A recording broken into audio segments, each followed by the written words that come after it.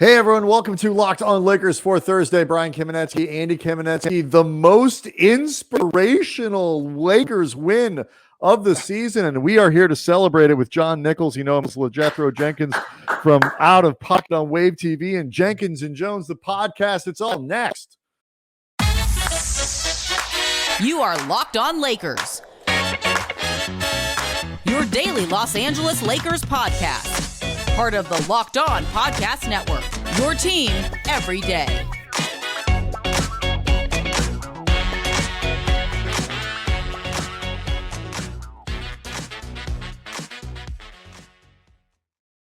Thanks to everybody for making Locked On Lakers your first listen of every day, Monday through Friday, no matter how or where you get your podcasts. Always free, never behind a paywall. If you can make another Locked On podcast your second listen of every day, we'd appreciate it. But if you don't, and even if, how about Jenkins and Jones, the great podcast hosted by our friend John Nichols, you know him as LeJethro Jenkins, and Dragonfly Jones. It's Tyler's. Everybody has like you guys are hiding from the law or something. Like you got your names. Really regular names. Mike too. Mike Gardabacio, the homie, man. Let's not forget Mike. Also, he's the co-host of Out of Pocket on Wave TV. Thanks for coming on, man. We really appreciate it. We love having the opportunity to talk to you, especially on a night like tonight where the Lakers, no LeBron, no AD, no Lonnie Walker. They shock the world and beat the Miami Heat. How unlikely was that? How unlikely was that? You know what I'm saying? Like, I thought they didn't have a chance. You feel me? Like it was, but it was fun. I was saying, being that they lost, being that Bron and AD weren't playing, I was like, this might not have been the funnest game to watch. We were actually talking about that, but it ended up being really fun. So great game, man. It's good to see Westbrook too doing his thing.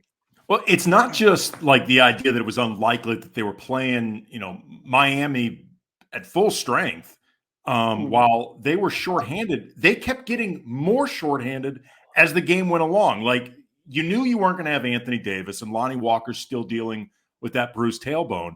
But then LeBron ends up kind of a late minute scratch. He's dealing, they said common cold. It's not COVID. We can get into later what people were throwing around as conspiracy theories in terms of this absence. But then second half of the game, no Troy Brown, leaves the game with a strained quad. Almost no Dennis Schröder, who had a nasty ankle turn. Like, he basically turned his ankle sideways. It was stepping on someone's foot. It was ugly. Managed to stay in the game, had his best game of the season, 32 points, 14 trips to the line, made 12 of them. But, like, it wasn't even just the idea that they were shorthanded. You're like, is everyone just going to get through this in one piece? You mentioned too, Russ having that big game, John, and just seeing him look more like Russ. Yeah, we haven't seen Russ be put in this situation since when? I don't know. I wouldn't say OKC. Maybe Houston. You know what I'm saying? Yeah. You know what I'm saying? So yeah, I mean, being a Lakers fan this year, it's been difficult, right? You know what I'm saying? But well, at least you had last year. Right. right. but at least little things like that. You know what I'm saying? Seeing Russ, figure it out. You know what I'm saying? That's been fun to watch. So, seeing him turn it around, end up having a solid game. Seeing Schröder, you know what I'm saying? Step up and hit those big free throws. I think he had 14 in the fourth. You know what I'm saying?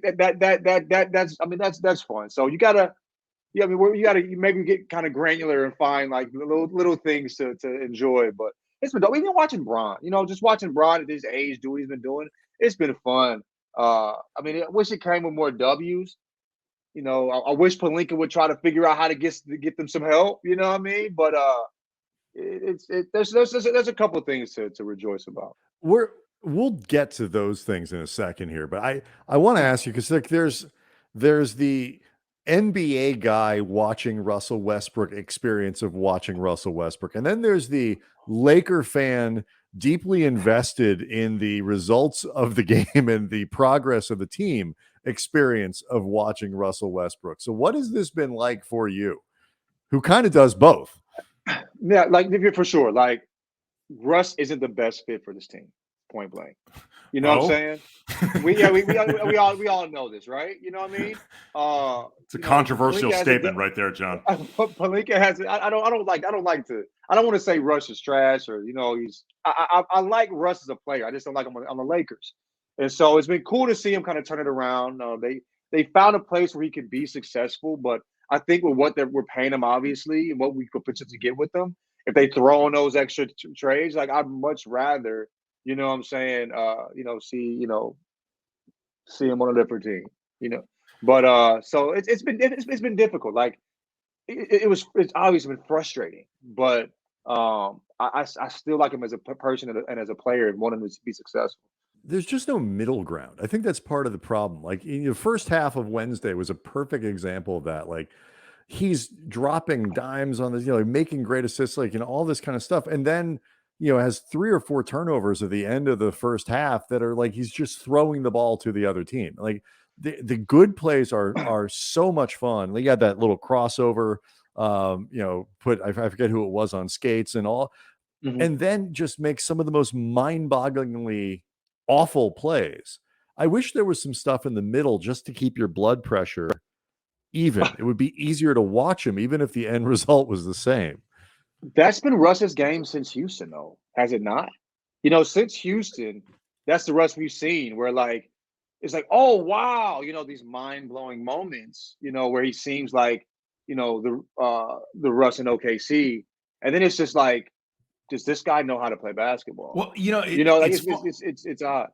It's funny, man. Like I remember a few weeks ago, Brian and I were talking about this with Russ, and I said, I don't think he's a really smart player.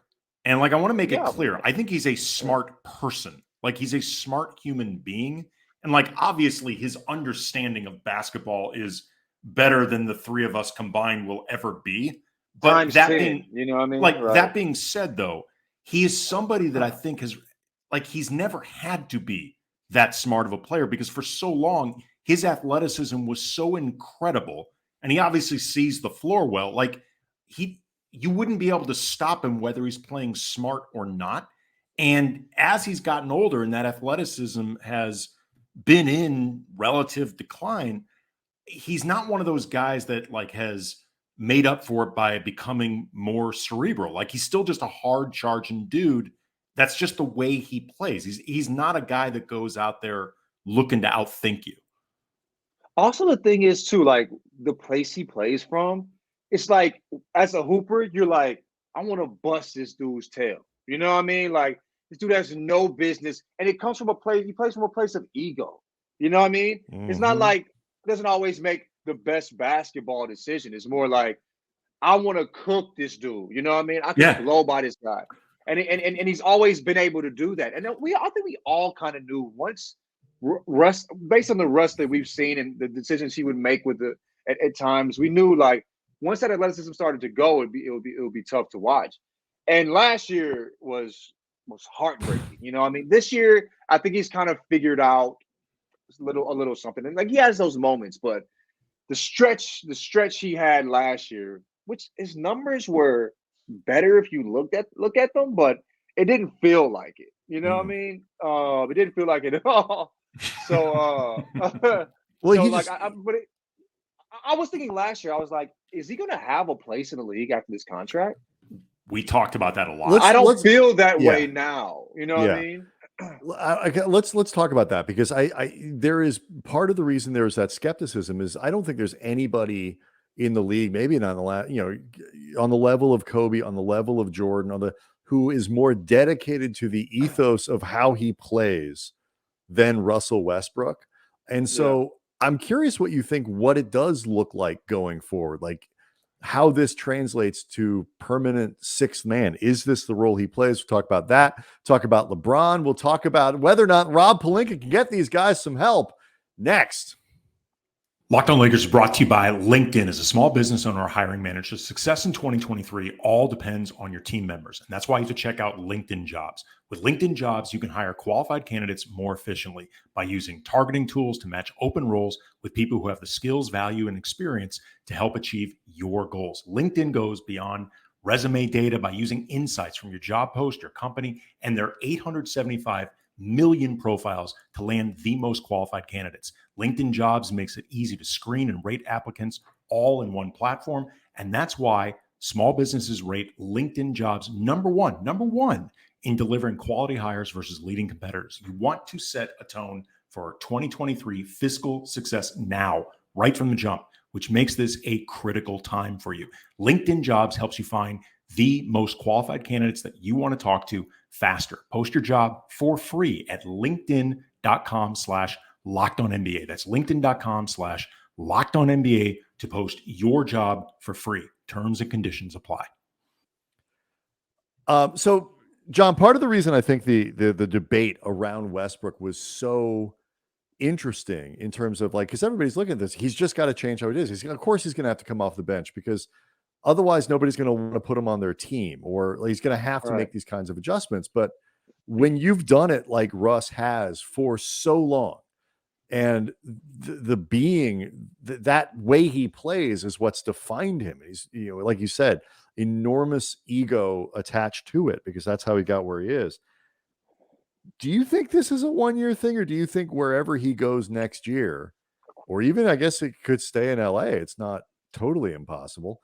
Is this what he is going forward? Is he a sixth man on the next team he goes to, something like this? It depends on the team. Like, I think it's easier for him to be the sixth man when like Bron and AD are talking to him. These are dudes he respects. You know what I mean? These are like God tier players. And, hey, it worked. And also, I think he respects Darvin. You know what I'm saying? It's who's the coach. I mean, he respects, his coach. So it depends on where it goes. But I do think I don't see him as a starting point guard. I don't see him being as a starter in this league, unless it's like a very bad basketball team, But which he doesn't make any sense. He doesn't make any sense for a bad basketball team anyway. Like, if you've got a young developing team, why are you going to bring in Russell Westbrook? You probably have a young point guard you're looking to develop anyway. I also think because he's been more successful this year than last year, there's like a good narrative around him, like in terms of him being willing to make this sacrifice. He's current. I think the Lakers need to win more games for this to actually happen, but he's currently, like at Bet Online, he's currently the odds favorite for sixth man of the year, and that will turn into a great story. But I think a lot of teams around the league, if they talk to him this upcoming free agency, they're going to tell him, we're looking for you for a bench role. I think that's just going to be what's put out there on the table for him moving forward, and it becomes a take it or leave it. Because even if he ends up starting for you later, I think you want to start from that place of, this is your role. You cool with it or not? We're looking for this year's Russ. We're not looking for last year's. You know what I mean? And we don't expect you to be the years prior then. You know what I mean? And so I think that's probably how they're going to approach it. And it just depends on the team how well it's going to go. How much he respects the players and and the coach. But I think this is maybe the only team, and after the year he had last year, where that's probably extremely humbling. As confident as he is, I don't think any man, like where you're at home, the city you grew up in, and they're booing you when you take wide open shots. I don't care who you are. That's rough. You know what I'm saying? So I think after being humbled last year and then playing at home with Bron, with AD, Darvin, a person he respects, I think I made it easier. But I mean, we'll see what happens.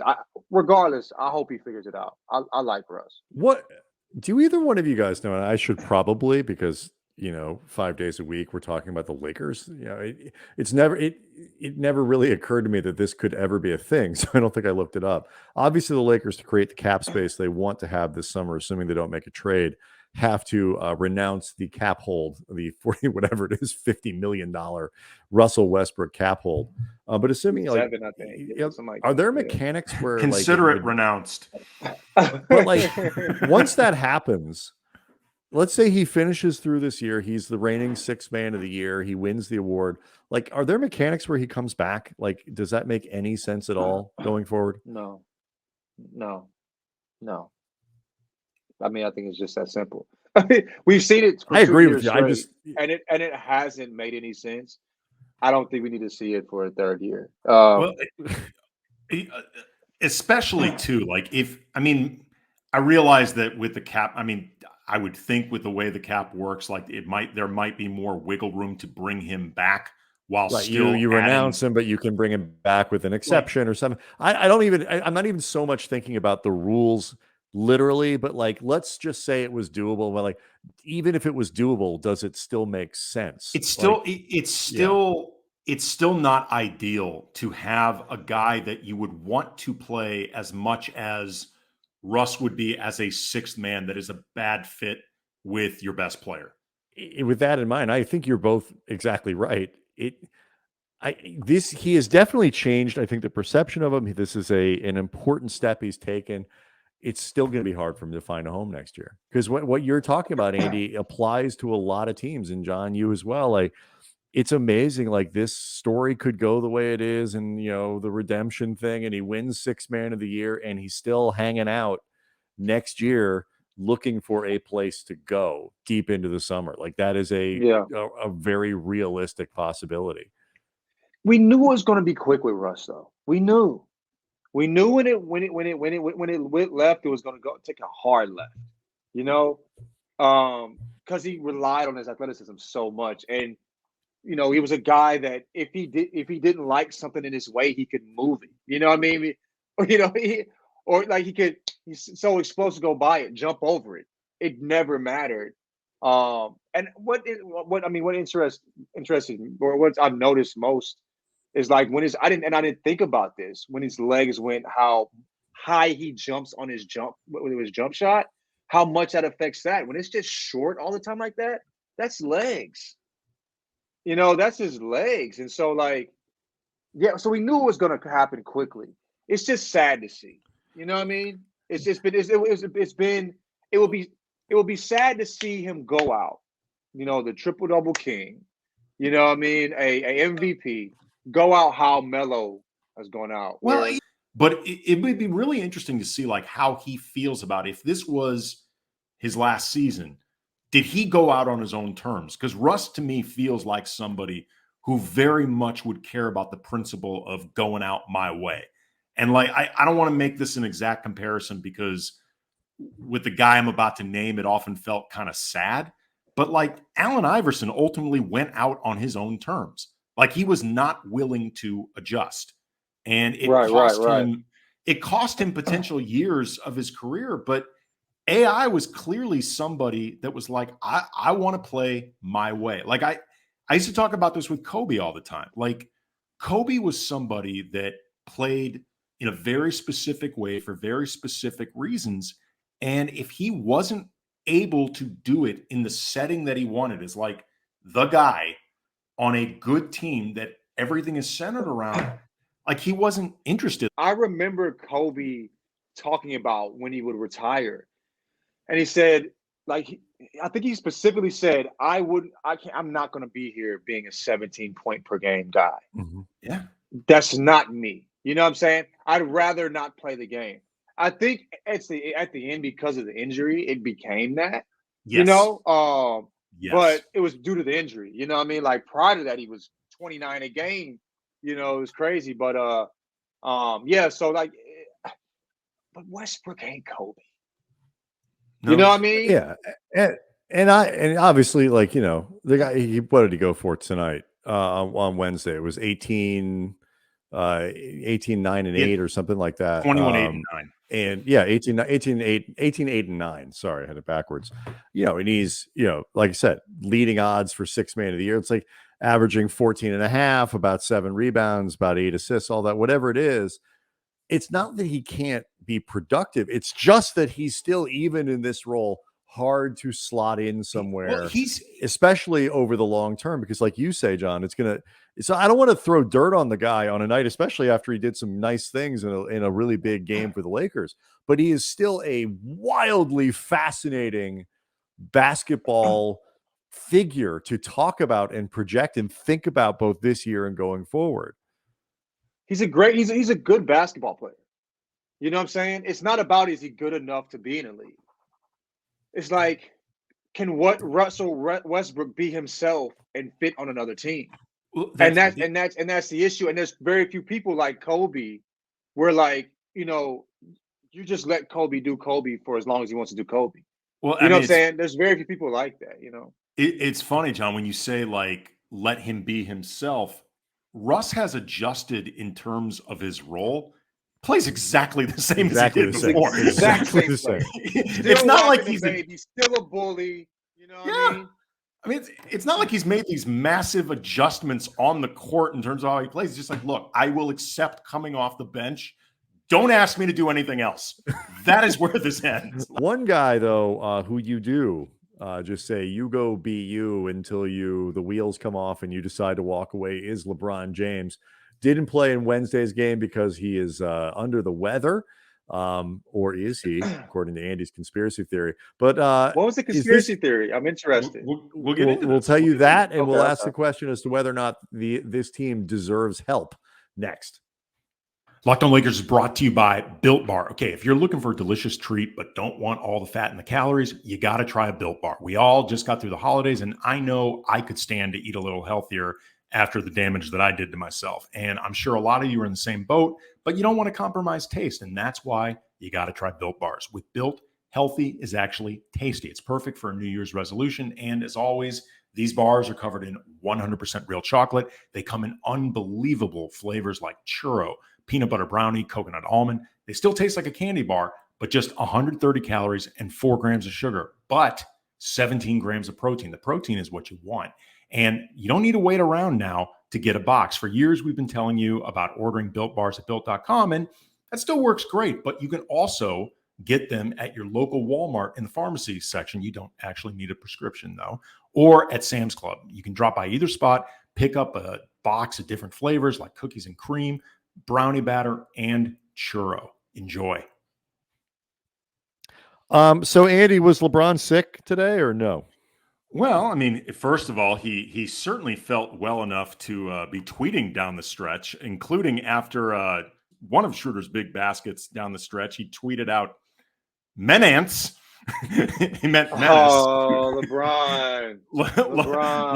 LeBron's trying so hard to make the menace thing happen for Dennis. Like, this is his second go around with this nickname, trying to make Dennis the Menace happen for Schröder. Old man. That's an old man move. Yes, bro. it is. It is. His game is still very solid, obviously. Right. Still a 30-point. You can still get, you got to drop 47 on his, but we're seeing some old man stuff from him. You know what I mean? That's one of them. That's one of them. Yeah, if Larry Nance is paying attention, he sees that tweet and retweets it with me, Nance. That's how I would handle this situation.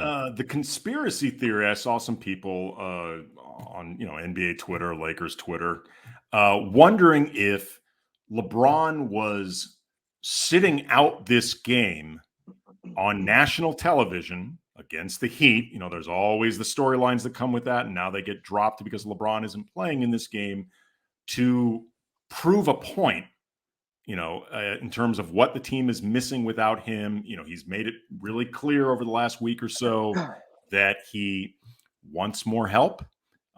He has not been shy about, noting that, hey, I'm not going to play basketball for the sake of playing basketball, all that, stuff like we were talking about earlier. There was some wondering whether or not this was LeBron sending a message to the organization. Unfortunately, the message doesn't work well enough. Right, they won. They're better without him. Kind of undercut him. I should point out the Thunder lost on Wednesday, which means the Lakers have zoomed past Oklahoma City and now are in 12th. They are only a game behind Utah, getting back into the play in Utah. They are the losers of 5 games in a row. It doesn't matter. Lauri Markkanen's still playing well, which is all I care about because he's on my fantasy team.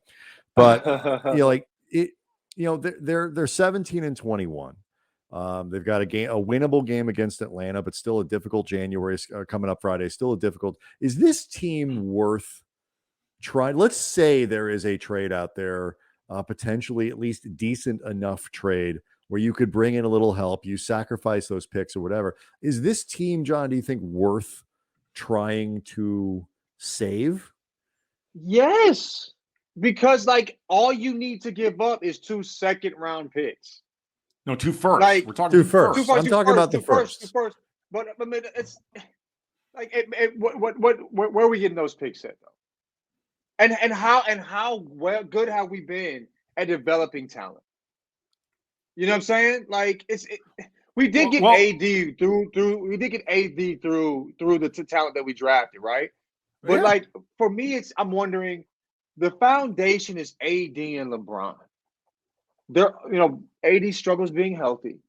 Brian is getting older, but it's still AD. It's still AD and LeBron. When are you going to get this type of talent as a foundation? When's the next time you think you're going to get this level of talent as a foundation? If you're not trying to win now, when are you trying to win? And so, like, that's why I think it's worth trying.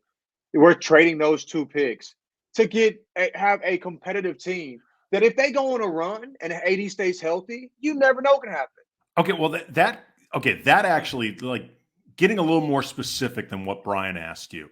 Would you be willing to trade those picks to bring in talent that you might not have next season? Like the way I see it, they need to be, if they're going to trade both those picks, they essentially need to be building next year's team now. And and you hope that it works out well for this team, but you're basically looking towards next year. Like I it's think your there's swing. It's your swing for this year that is also probably going to be your swing for next year too. If you go get Buddy Hield and Miles Turner, you damn well better re-sign Miles Turner in the offseason. Your team next year is this with Buddy Hield and Miles Turner. Like, you got to be cool with that. That doesn't sound so fun now, does it, John? Right.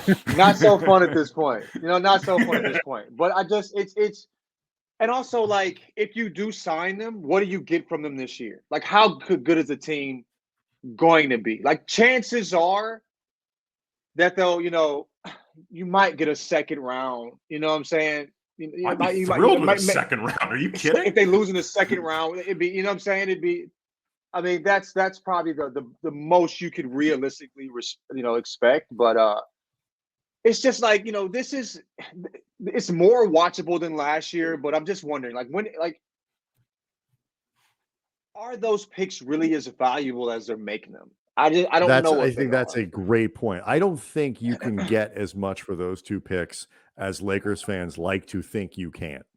Here's the or problem. Pelinka does. You know what I mean? Well, here's the problem, though. And to be fair to Pelinka, even if he's delusional about their value around the league, or if Jeannie Buss, who is ultimately his boss, is delusional about their value across the league, because the Lakers they're so limited with assets that they control right now, you can argue those picks are more valuable to them in terms of trying to make a move than their actual value around the league, because they're working with so little. So I think that's what actually makes it legitimately complicated for them. Like, beyond the whole, do you trust them to make the right move? Do you trust them to build the roster? All that stuff. There is I think a legitimate possibility that those picks really are more valuable to this team than they might be around the league, and that makes this hard. But yeah, that's a valid point. That's a valid point. I understand that, but something has to be done, and I think the options they've had, could have made a big difference. And they're great players, solid players at the beginning. You know what I mean? And for me, just selfishly, man, it's just rough seeing Bron go out sad like this. Okay, do you worry about him asking for a trade this offseason? I mean, he's been adamant about, like, I don't just play basketball to play basketball, bro.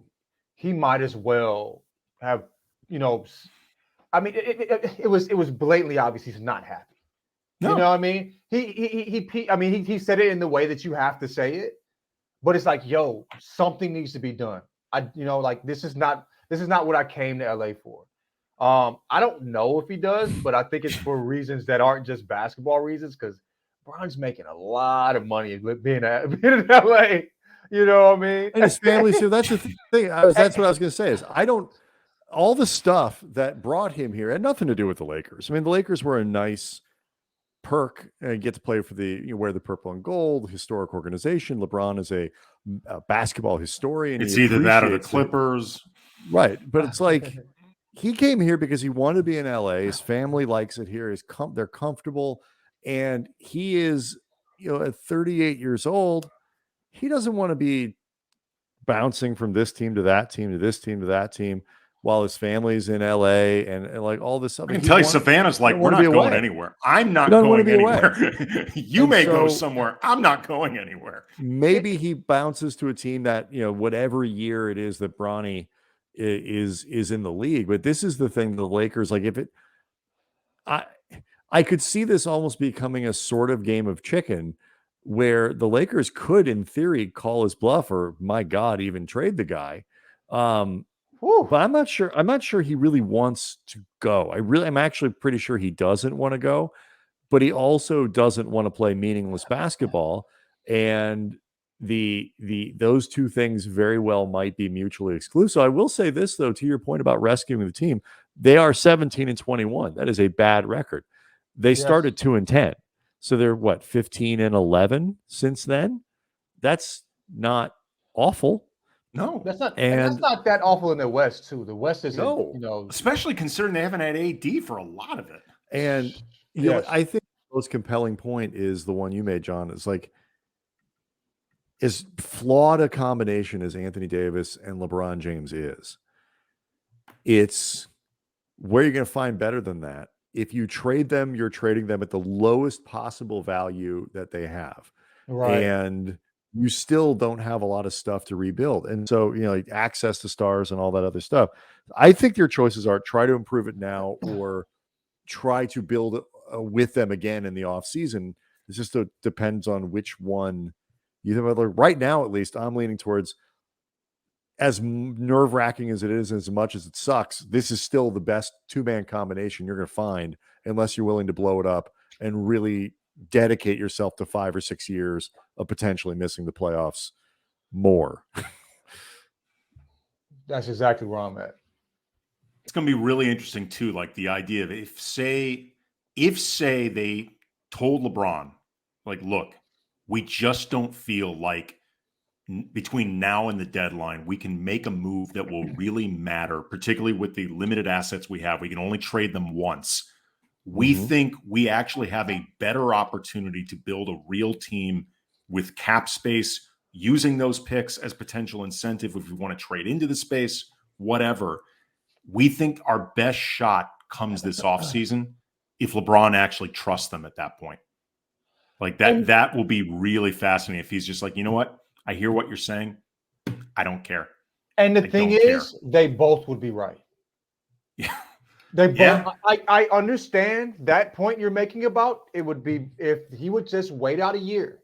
But also, Bron doesn't have a year to waste. Nope. You know what I mean? And also, it's, to me, how Pelinka's moved, especially since the Westbrook trade, it's almost like he's been petty. Right. Like, and Bron put his foot down to make that happen. I don't care what people have said or what, even what Bron said. I think he said something that kind of like said he wasn't the person that pushed for that trade. Bro, that was a Bron trade. That was GM LeBron. It backfired, and Pelinka. I think Pelinka needed just the tiniest nudge to make that, because that's a Rob Pelinka trade too. Like, he's getting a star. It's a bold move. Rob loves being bold. I just think if you're LeBron, again, it goes back to the other question of okay, fine. Let's say Andy's scenario, like, okay, you know what? You're right. This summertime, that is a better time for us to rebuild something meaningful. We'll have more options. We can do more things. Do you trust Rob Pelinka to put it together? You do not. That's the other thing is I can't believe that LeBron believes in Pelinka. Here's the thing, though. I'm not just talking, though. Does he trust Rob Pelinka to put it together? I mean, at this point, does he actually trust him? Because LeBron clearly had an expectation of you're going to do something this season. So does he actually trust him to do it this offseason? Nothing happened. Like, I think Pat Bev was until Schröder, you know what I mean? But yeah, Pat Bev was the biggest offseason acquisition. He was their big offseason get. Patrick like Beverley. that is what you get for the team we saw last year. You know what I'm saying? Like, that is the big get. Like, it's embarrassing. It was an embarrassment, you know? So and then we saw last year. You know what I mean?